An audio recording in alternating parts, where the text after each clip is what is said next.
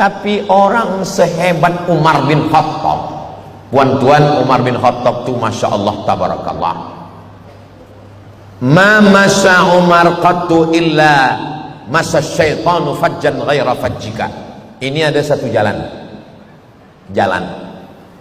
ini jalan kampung, jalan biasa, ini jalan highway. Kalau Umar lalu di jalan highway ini, maka setan akan cari jalan lain. Dia takut di jalan yang dilalui oleh Umar bin Khattab. Begitulah Umar. Ini bukit, ini gunung, ada satu lembah. Kata Nabi, kalau engkau berjalan di lembah itu Umar, maka setan akan berjalan di lembah yang lain. Begitulah Umar bin Khattab. Kalau Ustaz Abdul Somad, sama-sama berjalan dengan setan. Kita ini makhluk yang lemah. Umar bin Khattab yang begitu kuat iman dia, manakala meninggal Sayyidina Muhammad SAW, dia cabut pedang dia. Apa kata dia? Man qala inna Muhammadan qad mata, siapa yang mengatakan Muhammad mati, atrib unuqahu, aku pancung kepala dia. Siapa yang berani mengatakan Muhammad mati, aku tebas kepala dia. Datang Abu Bakar Siddiq membacakan ayat, wa ma Muhammadun illa rasul. Muhammad bukan Tuhan, dia hanya seorang rasul. Qad khalat min qablihi rusul.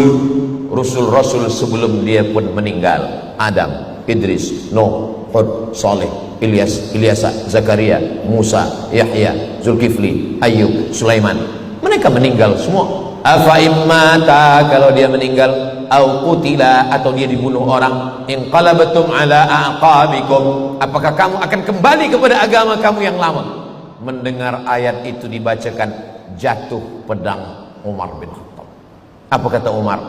Seakan-akan aku tak pernah mendengar ayat itu. Padahal Umar bin Khattab hafaz Al-Quran. Jadi orang yang selevel Umar bin Khattab pun ketika terkena musibah itu, hilang ayat itu. Padahal 30 juzuk di kepala dia. Apalagilah kita yang juzuk 30. Jadi kalau Abdul Somad malam ini begitu suaranya menggelegar mengatakan, mari kita sabar, mari kita ridha. Sebab ujian itu tak datang ke dia. Bila ujian itu datang, ayatnya hilang, hadisnya hilang. Lalu siapa yang mengingatkan kita? Orang lain datang. Itulah dia makna watawasau bil haq watawasau bisawab. Maka bunyi ayatnya watawasau. Apa beza wassa dengan tawasau? Wa wassa Ibrahimu banihi wa Ya'qub. Nabi Ibrahim memberikan wasiat kepada anak-anaknya dan Ya'qub. Seorang ayah searah saja, monolog, satu arah dia bagi nasihat. Tapi kalau tawasau, hari ini Abdul Somad yang membagi wasiat. Tapi bila Abdul Somad lupa, ayatnya hilang, hadisnya terbang, maka jamaah dari Belaid lah yang akan mengingatkan dia. Kalau saya lupa, sudikah jamaah dari Belaid mengingatkan Abdul Somad? Masya Allah, yang diam itu tanda ridha. Bukan kata saya, kata Nabi. Kata Nabi SAW, as-sukutu alamatur ridha. Diam itu tanda ridha. Jadi manakala tadi saya tanya, kalau Abdul Somad ni lupa lalai, dia bersusah hati, ayatnya hilang, siapa yang akan ingatkan? Diam dia. Diam itu tanda ridha. Maka bila datang ujian itu kita diam, tapi diamnya itu bukan diam marah, diam ridha. Suatu ketika Nabi lalu di pekuburan.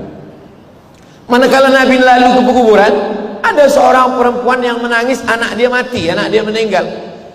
Kata Nabi SAW, sabar, kata Nabi, ini ujian dari Allah SWT. Apa kata dia? Alaika anni li'annaka lam tusab bimusibati. Pergi engkau sana, engkau menyuruh aku sabar sebab bukan engkau yang kena musibah ini. Nabi pun pergi. Nabi pun dia ngamuk macam tu, apalagi saya. Kata dia, pergi sana, engkau mengatakan aku sabar sebab bukan anak engkau yang mati. bukan engkau yang kena ujian. Nabi pergi. Selepas itu datang orang bagi tahu dia, awak tahu tak siapa yang awak halau tadi? Tidak, itu Nabi. Oh Nabi, aku tak tahu, kata dia. Sebab masa itu tak ada poster, tak ada gambar, orang tak tahu tu Nabi Muhammad SAW. Beza dengan sekarang, walaupun orang Belait tak pernah jumpa saya, tapi dia tahu. Saya kadang di beberapa tempat, saya sedang makan, ada orang tanya, ini Ustaz Somad? Enggak macam Ustaz Somad. Kata orang, engkau tahu tak siapa yang kau halau tadi?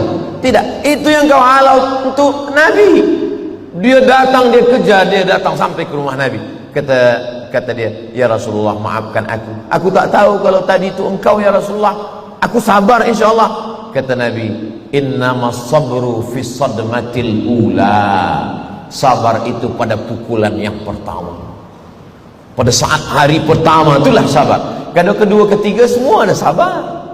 Pada saat kuatnya pukulan itu, disitulah sabar yang paling kuat pula balasannya dari Allah Subhanahu wa ta'ala.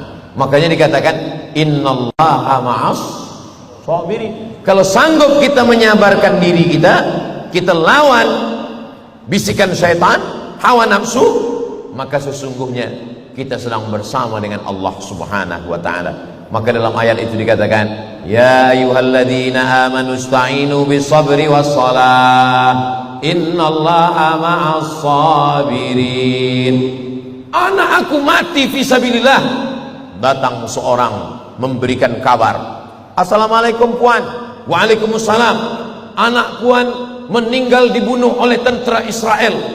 Menangis dia.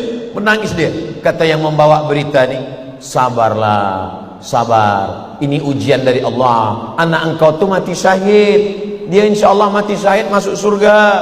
Kata dia, yang aku tangiskan ni bukan aku menangis kenapa anak aku tu mati. Lalu kenapa engkau menangis? Yang aku tangiskan ni kenapa anakku ni sikit cuma 2, kenapa tak 10, supaya semuanya syahid menghadap Allah. Itu makanya kalau kita tengok orang nangis, jangan kita suruh sabar, kita tanya dulu. Nanti selepas kita bagi nasihat, baru kita malu. Rupanya yang dia tangiskan bukan anaknya mati itu, yang dia tangiskan, kenapa anakku mati syahid 2 orang, kalau aku tahu begitu anakku lebih banyak dan semuanya syahid menghadap Allah Subhanahu wa ta'ala. Begitu kekuatan iman mereka kepada Allah Subhanahu wa ta'ala. Satu lagi, seorang ibu, manakala datang berita kepada dia, anak engkau meninggal, dia pun menangis. Kata yang membawa berita ni, sabarlah, kenapa engkau menangis? Sabar, ini ujian dari Allah. Yang aku tangiskan ni, kenapa aku tak ikut sekali syahid dengan dia? Begitulah orang-orang yang kalau sudah dalam hatinya itu ada ridha menerima takdir Allah Subhanahu wa ta'ala.